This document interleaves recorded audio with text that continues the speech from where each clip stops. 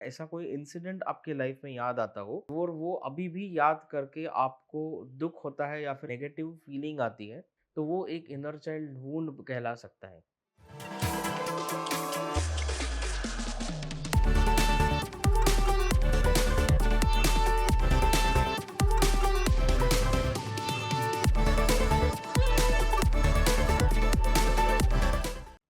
नमस्कार दोस्तों, स्वागत है आपका मेरे चैनल मनामिकस में। आज का जो हमारा टॉपिक है वो है इनर चाइल्ड वुंड्स।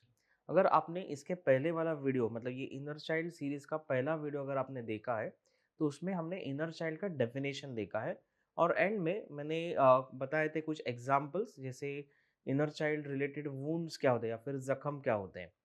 तो बेसिकली अगर आपने वो वीडियो देखा होगा तो उसमें मैंने ये भी कहा था कि आप अपने लाइफ में मतलब बचपन से लेके आज तक जितना भी आपको याद है, तो उसमें से ऐसे कोई सिचुएशंस, ऐसे कोई हालात या इंसिडेंट्स या ऐसी ट्रैजिक ट्रॉमेटिक इवेंट्स, उनका एक लिस्ट बना सकते हो कि जो अभी तक आपको इम्पैक्ट करती है कि कहीं ना कहीं वो एक नेगेटिव इमोशंस, एंगर, फियर या फिर सैडनेस हो सकता है, गिल्ट हो सकता है।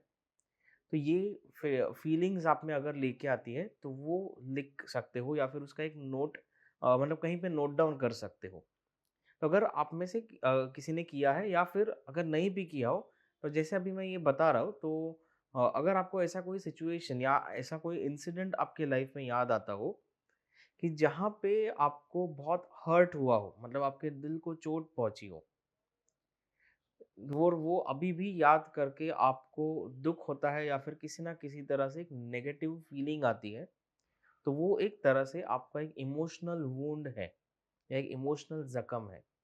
और उसी को हम थोड़ा एक्सटेंड करें, मतलब कैसा है कि अगर हम एक हमारे अंदर का बच्चा जो होता है, इनर चाइल्ड जो होता है, वो अगर उसे पकड़ कर बैठे और उसी के बेसिस पे अगर रिस्पॉन्ड करे या फिर रिएक्ट करे कोई भी सिचुएशन में, तो वो एक इनर चाइल्ड वुंड कहला सकता है। जैसे एग्जाम्पल के तौर पर अगर हम बात करें, जैसे बीट्रेयल्स हो गए, मतलब किसी ने आपको धोखा दिया हो, आपको लाइफ में फेलियर्स आए हो, आपके करियर में हो सकता है, आपके एजुकेशन में हो सकता है, रिलेशनशिप रिलेटेड आपका हार्ट ब्रेक हुआ हो, या फिर कोई ऐसे अनफुलफिल्ड डिजायर्स या ब्रोकन ड्रीम्स हो जो अभी फुलफिल नहीं हो सकते आगे। तो ऐसी कुछ चीज़ें अगर रहेंगी जो आज भी अगर आपको अफ़ेक्ट करती है, तो वो एक तरह से आपकी इनर चाइल्ड वुंड्स हैं। तो ये जैसे एक आपको ज़ख्म आपकी फ़िज़िकल लेवल पे बॉडी पे अगर कहीं पे होता है, तो उसको कैसे दर्द होता है, हमें उसको हम उसको कुछ दवा या तो उसके ऊपर मरहम पट्टी करते हैं और फिर वो अपने आप हील हो जाता है। तो वैसे ही इनर चाइल्ड वुंड जो होता है ना, वो हमारे इमोशन और मेंटल लेवल का एक ज़ख्म होता है।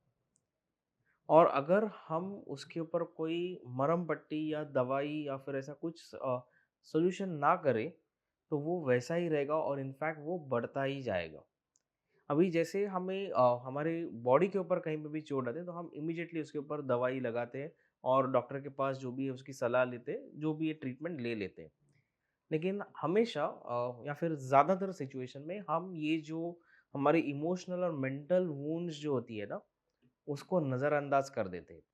तो उसकी वजह से होता क्या है कि हम उसमें से जब भी रिएक्ट करते हैं, तो या तो हमें गुस्सा आता है, अनएक्सपेक्टेडली कोई सिचुएशन हमें ट्रिगर कर देता है और हम किसी के ऊपर गुस्सा हो जाते हैं, या फिर उस सिचुएशन पे गुस्सा आ जाता है, या फिर हम गुस्सा अपने आप पे निकाल देते हैं, या फिर वो गुस्सा अपने अंदर दबा देते हैं और वो एक समय के बाद बढ़ने लगता है और कहीं न कहीं किसी न किसी तरह से वो बाहर निकलने के चांसेस हो सकते हैं। उसी तरह डर भी बैठ जाता है, तो काफ़ी टाइम हम कुछ चीज़ें करना चाहते हैं लेकिन हम एक्शन नहीं ले पाते, क्योंकि हम डर जाते हैं कि कहीं ये सही तो नहीं, कहीं हम कुछ गलत ना कर बैठे, या फिर क्या ये काम आएगा, क्या ये चीज़ से मुझे रिजल्ट मिलेगा, ये सोचने बैठ जाते हैं हम। तो ये जो इनर चाइल्ड रिलेटेड वुंड्स होती है ना, तो क्या होता है कि वो हमारे मेंटल और इमोशनल लेवल पे बहुत ज़्यादा इम्पैक्ट कर देते हैं। और ये जो इम्पैक्ट होता है ना, ये काफ़ी टाइम नेगेटिव इम्पैक्ट होता है।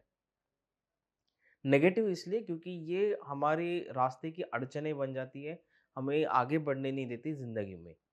और वो भी अलग-अलग लेवल पे, मतलब हमारा करियर हो सकता है, फाइनेंसेस होते हैं, रिलेशनशिप्स, हेल्थ रिलेटेड हो सकता है, या फिर जो हमें गोल्स अचीव करनी है, जो भी हमें लाइफ में एन्जॉयमेंट चाहिए, हर चीज़ में स्पिरिचुअल ग्रोथ में भी ये हमारे बीच में आ सकते हैं। तो ये ऑलमोस्ट एवरी एस्पेक्ट जो है हमारा लाइफ का, उसके ऊपर अफेक्ट कर सकता है।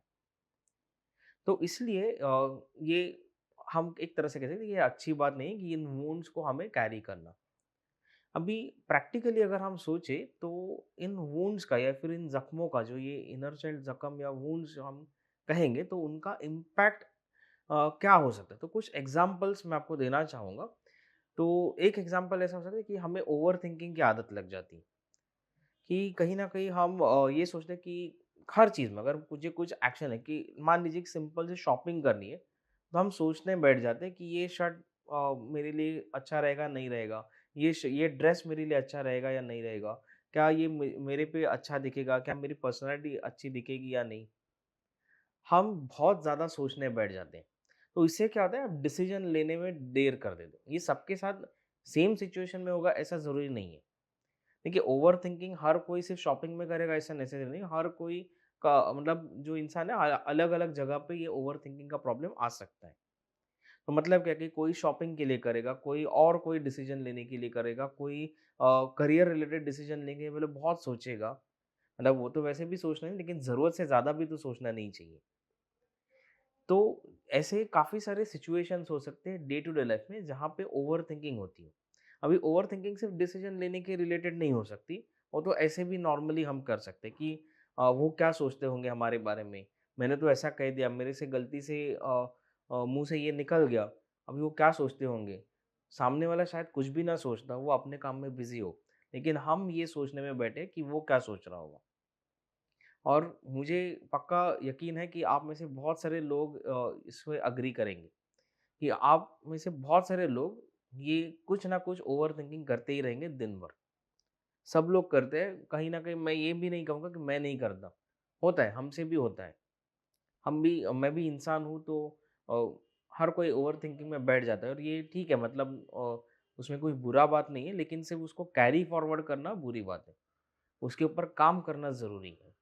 तो ये एक तरह से आपका इनर चाइल्ड वुंड या फिर इनर चाइल्ड वुंड से आने वाला इफ़ेक्ट है। दूसरा एग्जाम्पल हो सकता है इन्फीरियरिटी कॉम्प्लेक्स, मतलब हम अपने आप को दूसरों से कम समझने लगते हैं। काफ़ी टाइम मैंने देखा है कि लोगों में बहुत अच्छी स्किल्स होती है, वो काफ़ी कुछ मतलब जैसे आज के ज़माने में, मतलब जो यंग जनरेशन में देखता हूँ, तो उन्हें सिंगिंग का शौक होता है, उन्हें म्यूज़िक का शौक होता है, वो म्यूज़िकल इंस्ट्रूमेंट्स प्ले कर सकते हैं, उनमें आर्ट्स होती है, लेकिन वो कॉन्फिडेंस नहीं होता उनमें, क्योंकि वो अपने आप को कम समझते हैं। वो मतलब उन्हें लगता है कि वो उतने स्किल्ड नहीं है, या फिर उनकी कैपेबिलिटीज़ नहीं है, उनमें वो उतने काबिल ही नहीं है अप्रिसिएशन के, या फिर तो कोई उन्हें अप्रिशिएट भी करता है तो वो बहुत ऑकवर्ड फ़ील करते हैं, एम्बैरेसिंग लगता है उनको। जो अगर कोई जेन्युइनली, मतलब मैंने खुद जेन्युइनली कि का कुछ-कुछ लोगों को मैं एप्रिशिएट करता हूँ, तो वो उनको थोड़ा एम्बैरेसिंग लगता है, उनको ऑकवर्ड लगता है, वो थोड़ा इन्फीरियर फ़ील करते हैं, कि नहीं, उनको ऐसा लगता है कि नहीं, मैं तो बस उनका मन रखने के लिए कह रहा हूँ। तो ये इसका मतलब क्या है कि ये कहीं न कहीं इन्फीरियरिटी कॉम्प्लेक्स आ गया है, कि हम खुद को दूसरों से कम समझने लगे हैं। तो ये फीलिंग कहाँ से आई है? तो ये कहीं न कहीं जहाँ पे ज़रूरत थी, वहाँ पे किसी ने आपको एप्रिशिएट नहीं किया, या फिर ज़रूरत से ज़्यादा क्रिटिसाइज़ किया हो, स्पेशली घर वालों ने, जो बड़े-बुज़ुर्ग हैं फैमिली में, ज़रूरत से ज़्यादा क्रिटिसाइज़ किया हो, सबके सामने क्रिटिसाइज़ किया हो, तुमसे तो कुछ होगा ही नहीं, तुम तो बुरे हो, तुम तो किसी काबिल ही नहीं हो, तुम तो किसी काम के नहीं, एकदम निकम्मे हो, वेल्ले हो, बहुत कुछ बोल दिया, और वो जाके दिमाग में बैठ गया। और उसी का इफ़ेक्ट होता है कि कहीं मतलब हमारे लाइफ़ में हम खुद को कम समझने की शुरुआत करते हैं, और वो सिलसिला ज़िंदगी भर चलते रहता है जब तक आप उसके ऊपर कुछ काम ना करें। तो इन्फिनिटी कॉम्प्लेक्स भी बहुत सारे लोगों में मैंने देखा है। हर कोई आपके अराउंड देखो, आप अपने अराउंड फैमिली, फ्रेंड्स, ऑफिस में सबके तरफ देखो, आपको समझ में आएगा कोई ना कोई हर प्रॉब्लम से नहीं गुजरता। अलग-अलग लोगों को अलग-अलग प्रॉब्लम्स होती हैं, या फिर उनका कॉम्बिनेशन भी हो सकता है। नेक्स्ट एग्जांपल मैं देना चाहूँगा, एक होता है परफेक्शनिज़्म का। तो ओवरथिंकिंग और इन्फिनिटी कॉम्प्लेक्स को एक्सटेंड करके ये परफेक्शनिज़्म आ जाता है। मतलब कि हर चीज़ उनको परफेक्ट ही करनी होती है। वो बहुत सोचते हैं कि हाँ, एकदम डिटेल में जाने की वो लोग मतलब सोचते रहते हैं और ज़रूरत से ज़्यादा सोचते हैं कभी-कभार। मतलब क्या ऐसा उनका ये रहता है कि गलती हो जाएगी तो मतलब कोई पहाड़ टूट पड़ेगा उनके ऊपर। अभी इंसान है तो गलतियाँ थोड़ी बहुत तो चली जाती है। मतलब एक सिंपल अगर ये कुछ ऐसा कंटेंट क्रिएट करना हो या फिर कुछ प्रेजेंटेशन देना हो ऑफिस में, तो हर चीज़ को, हर छोटा-छोटा चीज़ को वो लोग देखेंगे और उनको सब कुछ परफेक्ट ही चाहिए रहता है। वो मतलब अगर बॉस रहेंगे किसी टीम में या फिर किसी ऑफिस में, तो उनके जो सबऑर्डिनेट्स रहेंगे उनकी तो ज़िंदगी मतलब वो पता नहीं क्या कर देंगे, क्योंकि उनको सब परफेक्ट चाहिए रहेगा। उनको मतलब ऐसा लगता है कि अगर किसी और ने भी गलती, उनके टीम मेंबर ने गलती की, मतलब वो उनकी ज़िम्मेदारी, उनके ऊपर ही सब कुछ आएगा। पूरा पहाड़ उनके ऊपर ही टूट पड़ेगा, पूरी दुनिया उनके ऊपर टूट पड़ेगी।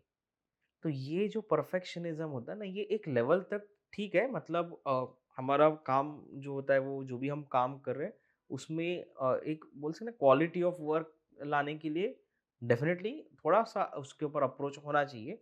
लेकिन ज़रूरत से ज़्यादा भी नहीं होना, इतना भी नहीं होना चाहिए कि आप एक्शन ही ना लें। आप सिर्फ़ सोच रहे हो और एक्शन ही नहीं ले पा रहे हो, आपका टाइम निकल जाएगा। तो ये डे टू डे लाइफ़ में आपको कोई आइडियाज़ है, आपके दिमाग में बहुत सारे आइडियाज़ हैं, मुझे ये करना है, वो करना है, लेकिन आप आगे बढ़ ही नहीं पा रहे हो क्योंकि आप बहुत सोच रहे हो उसके ऊपर, कि परफेक्ट ही होना चाहिए सब कुछ। गलतियाँ करने के लिए कुछ तो स्कोप रखना चाहिए। आप गलती करोगे तो उसमें कोई बुरी बात नहीं है, आप बुरे इंसान नहीं बनना। तो ये चीज़ जो है ना, ये अगर एक ज़रूरत से ज़्यादा अगर परफेक्शनिज़्म हो रहा है, तो वो भी एक इनर चाइल्ड वुंड की वजह से उसका इफ़ेक्ट आ रहा है।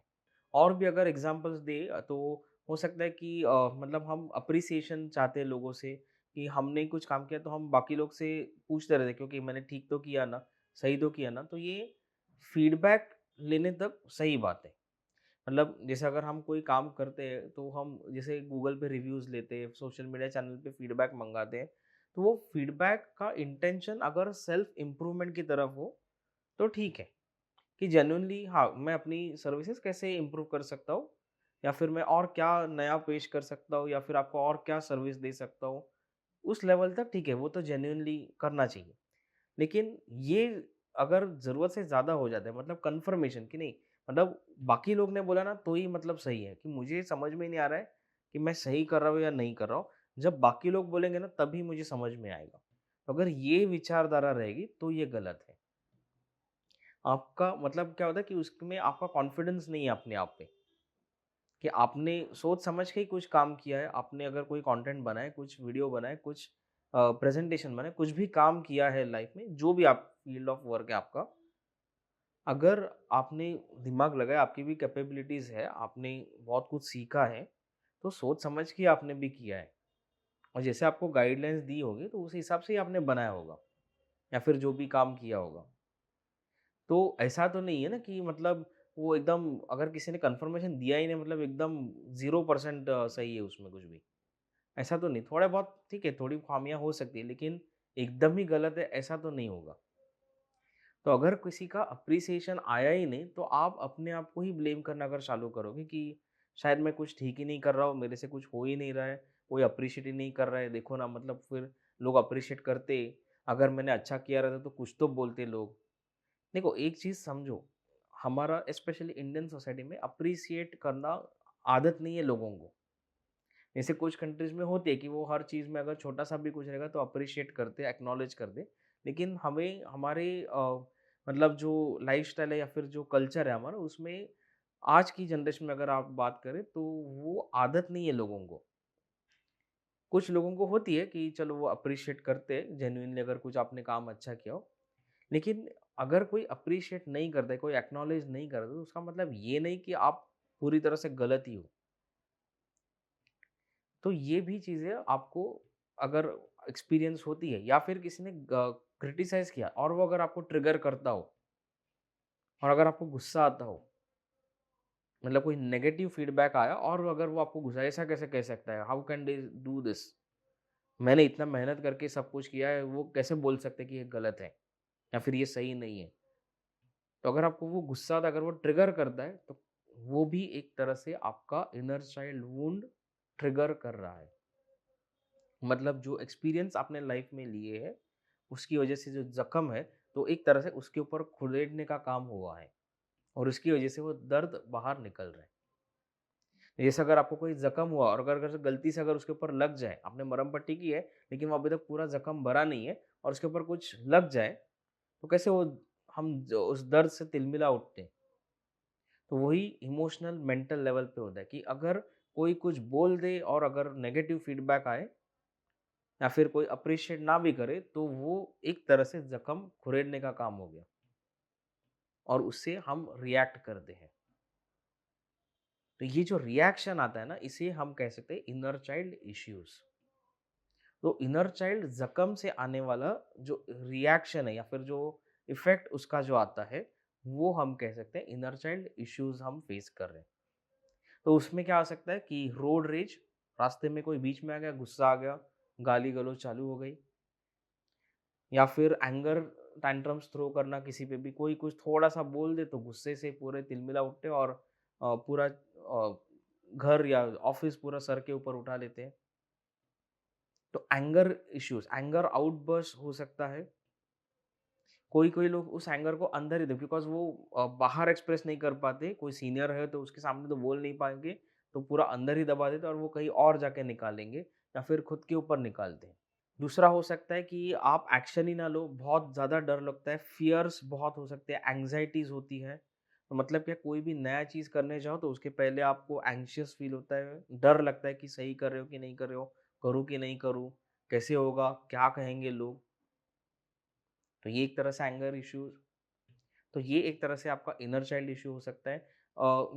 जैसे अभी एक एग्ज़ाम्पल और इसके ऊपर अगर हम बात करें, तो मान लीजिए अगर कोई छोटा बच्चा कहीं पे मस्ती करे, तो उसके पेरेंट्स उसको वहीं पे डाँटना शुरू कर देते हैं, कि तुम्हें तो कुछ समझ में नहीं आता है, कहाँ पे कैसे बिहेव करना है, ये नहीं, वो नहीं, बहुत कुछ चालू हो जाता है। अभी वो तो छोटा बच्चा है, उसको समझ होती तो वो थोड़ी ना ऐसा बिहेव करता। छोटे बच्चों को उतना समझदारी कहाँ होता है, एक 4, 5, 6 साल का बच्चा रहेगा, तो उसको कहाँ पे उतना मैच्योरिटी रहेगा। वो तो बच्चा है, वो तो मस्ती करेगा। लेकिन पेरेंट्स को अगर वो ट्रिगर हो रहा है और वो पूरा गुस्सा उसके ऊपर निकाल रहे हैं, तो मतलब वहाँ पे पेरेंट्स का क्या हुआ है? तो कहीं न कहीं 4 लोगों के सामने उनको ये कुछ तो ट्रिगर हुआ है उनमें। शायद उनमें ये डर है कि लोग अभी उस बच्चे का बिहेवियर देख के ये जजमेंट करेंगे, कि अरे! ये कैसे पेरेंट्स हैं, बच्चे को कुछ सिखाया नहीं, संस्कार ही नहीं दिए। तो ये कहीं न कहीं उनका अगर उनके बैक ऑफ माइंड चल रहा हो, तो उस डर के वजह कि फ़ियर ऑफ जजमेंट, कि लोग क्या कहेंगे, उस डर की वजह से वो चिल्ला उठते हैं। तो वो उनका ट्रिगर हो गया कि बच्चे का मस्ती करने का बिहेवियर जो है ना, वो एक तरह से ट्रिगर पॉइंट बन गया उनके लिए। लेकिन वो ट्रिगर क्या हो रहा है? उनके अंदर के कुछ इमोशंस, उनके अंदर के जो ज़ख्म है, वो ट्रिगर हो रहे हैं कि तुम काबिल ही नहीं हो, तुम किसी काम के नहीं हो, तुम क्या पेरेंट बनोगे? तुम खुद के बिहेवियर के ऊपर ध्यान दो पहले, तुम क्या वो बच्चे को सिखाओगे? अगर ये इनको किसी ने बोला रहेगा, तो वो जजमेंट का जो फ़ियर है ना, वो ट्रिगर हो रहा है वहाँ पे। तो ऐसे अगर आप डे टू डे लाइफ़ में देखेंगे, ऐसे बहुत सारे एग्ज़ाम्पल्स आपको मिलेंगे। आपकी खुद की लाइफ़ में देखिए, बेस्ट है कि आप अपने आप से शुरू करें, ना कि दूसरों के ऊपर काम करें। क्योंकि अगर आप अपनी लाइफ़ में भी देखेंगे, तो आपको डे टू डे लाइफ़ में आपको बहुत सारे एग्ज़ाम्पल्स दिखेंगे, आपके खुद के, जहाँ पे आपके पास्ट इंसिडेंट्स, पास्ट में बचपन में आपके लोगों ने आपको कुछ कहा होगा, तो उसका इम्पैक्ट आज भी आपके ऊपर हो रहा है। जैसे एंगर टैंट्रम्स थ्रो करना, एक्शन नहीं लेना अपने गोल्स के ऊपर। हम सोचते बहुत है, ये करना है, वो करना है, लाइफ में ऐसा करना है, वैसा करना है, लेकिन एक्शन कुछ भी नहीं लेते। मतलब मैंने देखा है कि मुझे ना इनकम बढ़ानी है मेरी, मतलब मेरे क्लाइंट्स के बारे में ऐसे मैंने देखा है कि इनकम तो मुझे बढ़ानी है, ये करना है, वो करना है, मेरे ऐसे प्लान्स हैं, बट एक्शंस क्या लिए अभी तक? कुछ नहीं। नहीं वो अभी तक ऐसा है, देन वो बहुत सारे एक्सक्यूज़ेज़ ढूँढ के निकालेंगे। नहीं वो टाइम ही नहीं मिल, सबसे कॉमन एक्सक्यूज़ है कि टाइम ही नहीं मिल रहा है। लेकिन उनके लिए सोशल मीडिया पे टाइम स्पेंड करने का टाइम रहेगा, बाकी फालतू की चीज़ों का टाइम रहेगा, लेकिन ये चीज़ करने के लिए उनके पास टाइम नहीं रहेगा। उसके लिए उनके पास बहुत सारे एक्सक्यूज़ेज़ रहेंगे। कि बेसिक बैठ के रिसर्च करना है, जो टाइम आप इस सोशल मीडिया पे स्पेंड कर रहे हो, थोड़ी बहुत एंटरटेनमेंट ठीक है, लेकिन ज़रूरत से ज़्यादा अगर आप वहाँ पे स्पेंड करते हो, वही टाइम आप वहाँ पे यूटिलाइज़ कर सकते हो। तो ये अगर आपके साथ हो रहा है तो मतलब क्या करना है लेकिन आप कर नहीं पा रहे हो, कर नहीं रहे हो। वो एक्शंस अगर आपसे हो नहीं रहा है तो वो भी एक तरह से आपका इनर चाइल्ड ब्लॉक बना हुआ है। तो ये जो इफ़ेक्ट्स, ये जो एक्सपीरियंसेस है, इनको हम कह सकते हैं आपके इनर चाइल्ड इश्यूज़। तो ये इनर चाइल्ड इश्यूज़ जो है ना, वो एक तरह से दिखाई देते हैं, लेकिन उसके पीछे छुपा हुआ होता है आपका इनर चाइल्ड वुंड, आपका इनर चाइल्ड ज़ख्म। तो मतलब कैसा कि आपको ज़ख्म हुआ है, तो इसलिए आपको दर्द होता है। तो हमें दर्द से परेशानी होती है, लेकिन उसके पीछे रीज़न क्या है? वो ज़ख्म। तो अगर आप उस ज़ख्म के ऊपर काम करेंगे, तो ये दर्द भी चला जाएगा, ये जलन वगैरह जो कुछ भी है, वो भी चली जाएगी। तो हमें इफ़ेक्ट से ज़्यादा हमें उसके रूट कॉज़ पे काम करना है। तो उस इनर चाइल्ड वुंड को ढूँढ के निकालना पड़ता है कि वो कहाँ से आया है। मैंने ऐसे भी लोग देखे कि 20-20 साल, 20 साल, 25 साल से उस ज़ख्म को लेके जी रहे हैं। मतलब जो कुछ इंसिडेंट, छोटी इंसिडेंट उनके बचपन में 6-7 साल, 8 साल के थे तब भी हुई है। किसी ने कुछ कहा है और उसको अभी तक लेके बैठे। अभी तक उसी के अंदर जी रहे हैं वो। उसी मतलब जो उनकी सोच इम्पैक्ट हुई है, उसके ऊपर ही वो पूरी ज़िंदगी निकाल रहे हैं अभी भी। और अगर उनको पूछो तो हाँ, वो तो छोटी-सी बात है, उसमें क्या है, वो तो बस थोड़ा-सा ही कुछ तो बोल दिया था। लेकिन ये रियलाइज़ेशन नहीं होता है कि वही छोटी-सी बात आपका पूरा मतलब लाइफ़ में आपकी प्रॉब्लम्स क्रिएट कर रही है। तो ये सॉल्यूशंस क्या है ना, वो तो हम ख़ैर आगे देखेंगे, लेकिन सॉल्यूशंस के पहले आपको पहले इनर चाइल्ड इश्यूज़ आइडेंटिफ़ाई करने पड़ेंगे। फिर उन इश्यूज़ से आपको वुंड्स तक पहुँचना पड़ेगा। फिर उसके ऊपर हम सॉल्यूशंस निकाल सकते हैं। तो आने वाले वीडियोज़ में हम इनर चाइल्ड इश्यूज़ को और डिटेल्स में देखेंगे। तो ये एक वीडियो नहीं, अनेक वीडियोज़ इसके ऊपर हम देखेंगे कि जहाँ पे हम अलग-अलग इनर चाइल्ड इश्यूज़, उसके रीज़न्स क्या हो सकते हैं, उसके पीछे कारण मतलब कहाँ से आते हैं ये, तो उसमें आपके मदर और फादर का इन्वॉल्वमेंट कैसे होता है, कितना होता है, किस हद तक होता है। तो ये सब बहुत डिटेल में हम आगे के वीडियोज़ में ज़रूर देखेंगे। तो तब तक आप ये वीडियो और पिछले वीडियो में अगर आपने देखा है, तो जो भी इनर चाइल्ड वुंड्स आपको आइडेंटिफ़ाई होते हैं, आपके इश्यूज़ आपको खुद को आइडेंटिफ़ाई होते हैं, उसका भी आप नोट बना सकते हो। अगर आप चाहो तो कमेंट्स में भी उसमें से आपके एक्सपीरियंसेस बता सकते हो। आपको ऐसा कुछ लगता है कि उसके ऊपर मैं बात करूँ, तो स्पेसिफिकली आप मुझे वहाँ पे बता सकते हो। और अगर ये वीडियो आपको अच्छा लगे, तो इसको लाइक ज़रूर कीजिए, शेयर ज़रूर कीजिए बाकी लोगों के साथ, ताकि और से और लोगों को मतलब ज़्यादा से ज़्यादा लोगों को समझ में आए, ये कॉन्सेप्ट्स क्या होते हैं प्रैक्टिकली हर एक के लाइफ में ये नॉलेज स्प्रेड हो। और और ऐसे वीडियोज़ के लिए इस चैनल को ज़रूर सब्सक्राइब कीजिए। Thank you.